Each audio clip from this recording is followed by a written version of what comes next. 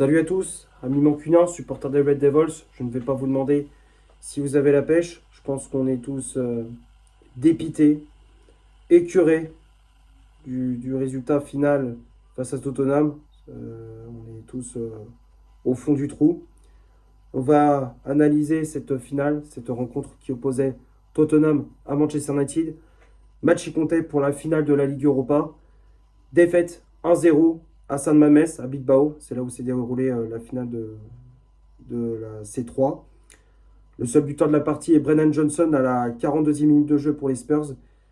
Et grâce à ce succès, Tottenham remporte pour la troisième fois de son histoire la Ligue Europa. Ça faisait plus de 40 ans, je crois, une quarantaine d'années qu'il n'avait plus gagné la Ligue Europa. C'était dans les années 80, le dernier trophée avant celle de cette année. La dernière fois qu'ils avaient remporté la Coupe d'Europe, je crois que c'était dans les années 80. Et ils mettent fin à cette série de 17 ans sans le moindre trophée. Et nous, de notre côté, on jouera aucune Coupe d'Europe la saison prochaine. On jouera que dalle. Voilà, une première depuis 10 ans. Bon, on va parler de ce qui s'est passé durant ce match face à cette équipe de Tottenham.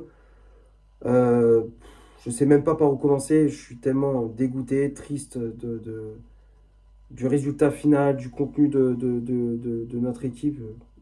Je suis dégoûté, tu vois. Je suis au fond du trou. Quand tu regardes au final, ça représente Manchester United. Tout ce qu'on a vu sur le terrain, ça représente Manchester United cette saison. Une équipe de losers, une équipe qui est même pas foutue justement de se retrousser les manches et de retourner au contact, de retourner à la bataille. On a des joueurs qui n'ont pas cette mentalité de la gagne.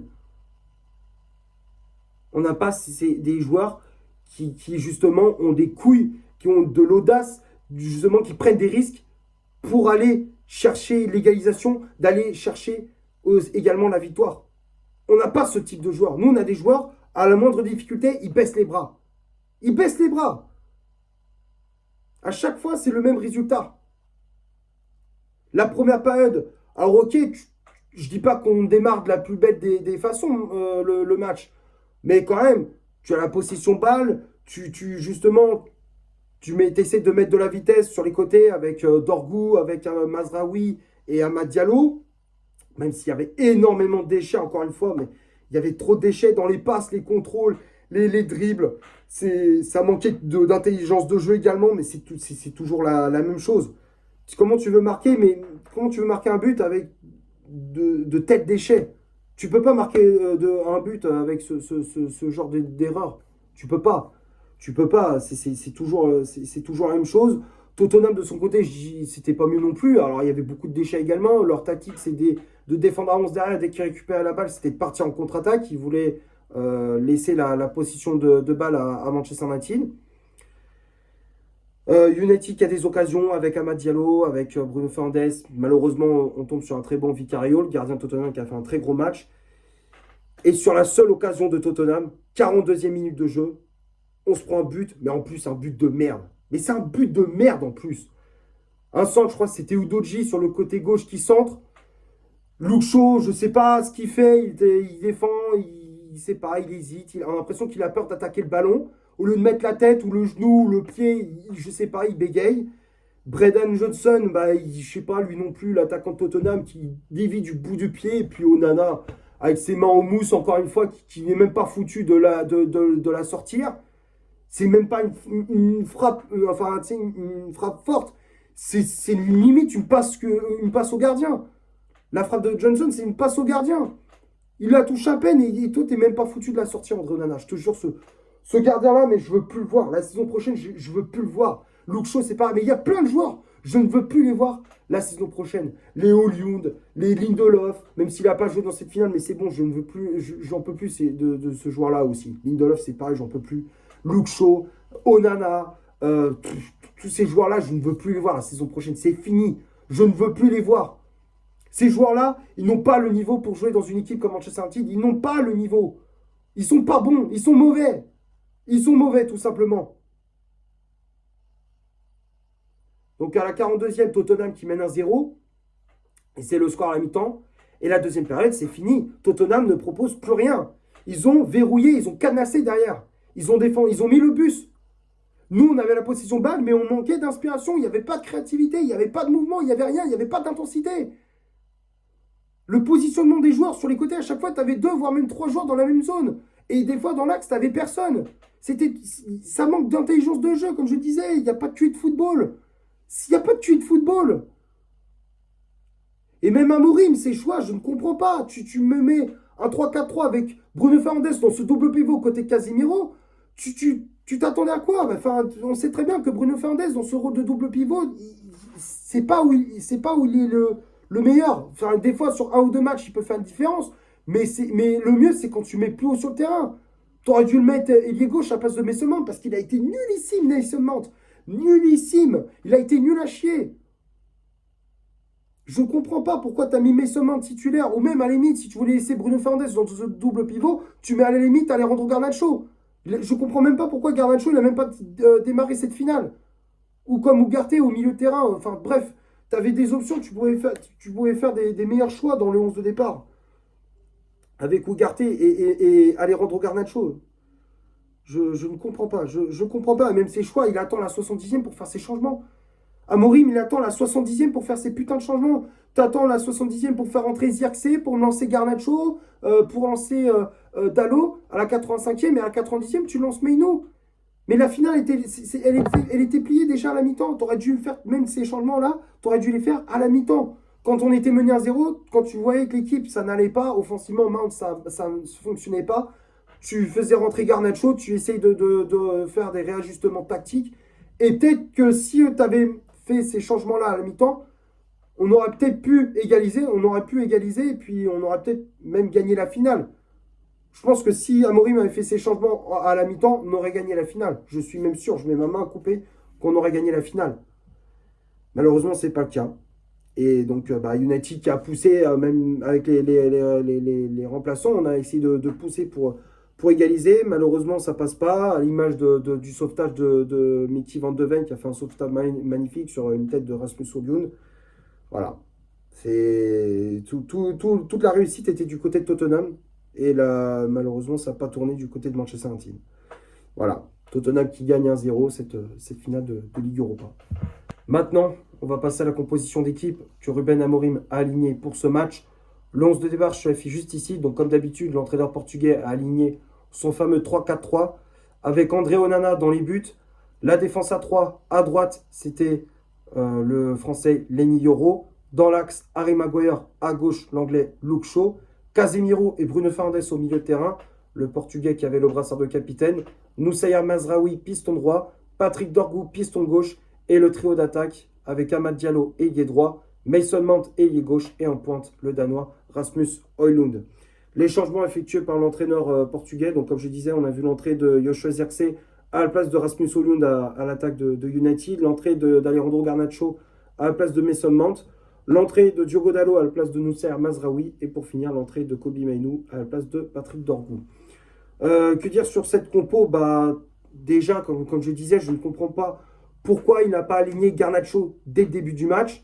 Tu mettais un trio d'attaque Højlund, Amad, Garnacho. À la limite, si tu voulais vraiment garder Fernandes au milieu, dans ce double pivot aux côtés de Casemiro, tu mettais Garnacho à gauche à la place de Mount. Ou alors, si tu voulais pas mettre Garnacho, dans ce cas, tu fais monter d'un cran Bruno Fernandes, tu le mets ailier gauche, et tu mets dans ce rôle de double pivot, à la place de Fernandes, tu mettais Manuel Ugarte. Tu mettais ce rôle de double pivot, dans ce double pivot, tu mettais Casemiro ou Ugarte, et en attaque, tu mettais Fernandes à gauche, Amad en point, à droite, et Højlund en pointe, tout simplement. Mais malheureusement, ce n'est pas le cas. Là, Amorim s'est complètement planté dans ses choix tactiques et même le timing de ses changements, il s'est complètement planté. Il ne t'attend pas à la 70e pour faire tes changements. Il aurait dû même les faire à la mi-temps. Comme je disais, il aurait dû les faire à la mi-temps. Mais non, malheureusement, c'est comme ça, c'est le football. Hein. Quand tu es supporter, c'est tellement frustrant de te dire, putain, on aurait aimé faire comme ça. Malheureusement, tu as ce sentiment d'impuissance. Tu sais, quand tu perds une finale, je ne sais pas si vous avez la même chose, mais tu as ce sentiment d'impuissance sur le fait tu vois ton équipe perdre, ne pas marquer. C'est tellement frustrant de voir cette impuissance à Manchester United. On va passer maintenant du côté des statistiques de cette rencontre. On va commencer par Tottenham. Les Spurs ont eu 27% de possession de balle, un tir réalisé dans le match, dont une frappe cadrée, donc un but. 184 passes réalisées dans le match, dont 112 passes réussies. 48 duels gagnés, 22 fautes commises, 5 arrêts effectués par Guillermo Vicario.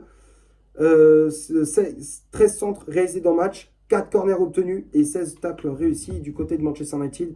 73% de possession de balle, 12 tirs réalisés dans le match, dont 6 frappes cadrées, 514 passes réalisées dans le match, dont 433 passes réussies.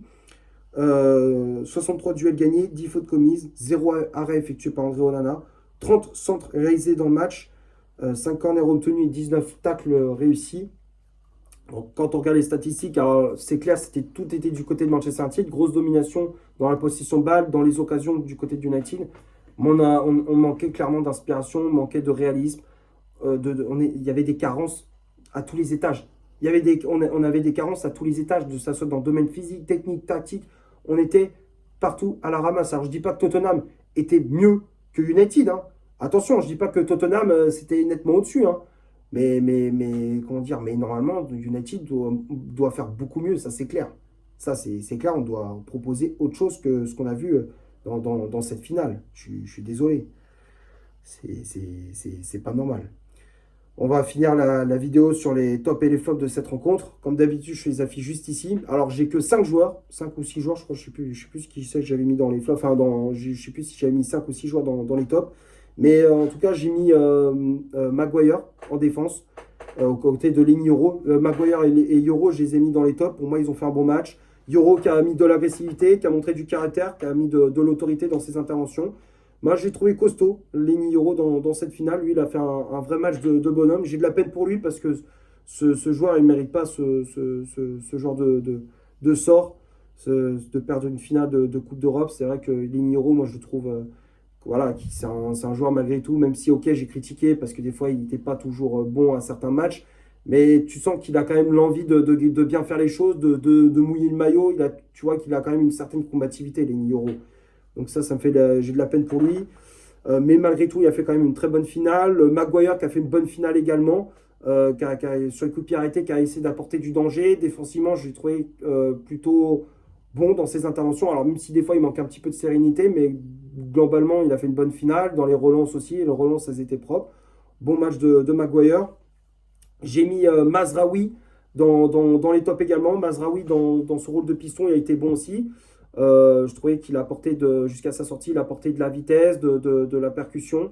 Il a essayé justement de profiter des espaces dans l'axe et sur les côtés, même si par moments il se marchait un peu il se marchait dessus avec Amad Diallo. Tu sais, les deux, ils se marchaient un peu dessus avec Amad. Mais après, voilà, je trouvais que Mazraoui, il a fait quand même un bon match. Dorgu à gauche, il a fait un bon match aussi. Moi, je trouvais que c'était même le meilleur joueur du côté de United, Patrick Dorgu, qui a mis de l'agressivité dans ses interventions. Il a fait de très bons tacles. Offensivement, il a été plutôt bon aussi. Il a animé son couloir gauche. Moi, j'ai bien aimé le match de Dorgu. Même si, ok, il n'a pas fait le match de l'année, mais en tout cas, moi, je trouvais que au niveau combativité, il était là. Il se donnait à 200%. J'ai bien aimé la mentalité de Dorgu dans ce match. Et j'ai mis également Casemiro, milieu de terrain, qui a fait malgré tout un bon match, qui a mis de l'agressivité, qui a récupéré beaucoup de ballons. Voilà, il a montré à ses coéquipiers comment jouer une finale de Coupe d'Europe. Et j'ai mis également Garnacho, qui a fait une bonne entrée. Mais sinon, le reste, tout le monde tout le monde a fait une mauvaise finale. Luke Shaw, catastrophique. Onana, j'en parle même pas. Bruno Fernandes, même lui aussi, le capitaine, pourtant je le kiffe, hein, Bruno Fernandes, mais lui aussi, il est passé totalement à travers dans cette finale. Il n'a pas été à la hauteur de nos attentes. Oyund, encore une fois, bah, lui, il a des occasions, mais il ne met pas au fond. Amad, même lui aussi, je l'aime beaucoup, Amad, mais lui aussi, il est passé au travers dans cette finale. Beaucoup trop de déchets dans ses dribbles, dans ses contrôles, dans ses passes. Voilà, il y a aussi un manque de spontanéité dans ses gestes. Pour moi, il est passé au travers dans cette finale. Amad Diallo et Mason Mount, encore une fois, il a été nullissime. Enfin, dès qu'il est titulaire, il est nul. Et les remplaçants, voilà, les autres, ils ont pas fait une bonne entrée. Même Zirkzee n'a pas fait une superbe entrée non plus. Je ne l'ai pas trouvé exceptionnel. Dalot et Mainou non plus, même si Mainou n'a pas eu beaucoup de minutes. Mais voilà, c'est frustrant, mais malheureusement, c'est comme ça. C'est le football. Je pense avoir fait le tour pour ce Tottenham-Manchester United. J'espère que le débrief, malgré tout, vous aura plu. Si c'est le cas, vous laissez un énorme like. Tu t'abonnes, tu n'hésites pas à dire dans les commentaires ce que tu as pensé du match de mon débrief. Partage la vidéo sur tes réseaux sociaux. N'hésite pas à faire un tour sur mon compte Instagram. Je te l'affiche juste ici. Et d'ici là, portez-vous bien. On se retrouve pour une prochaine vidéo. Ciao et comme en United.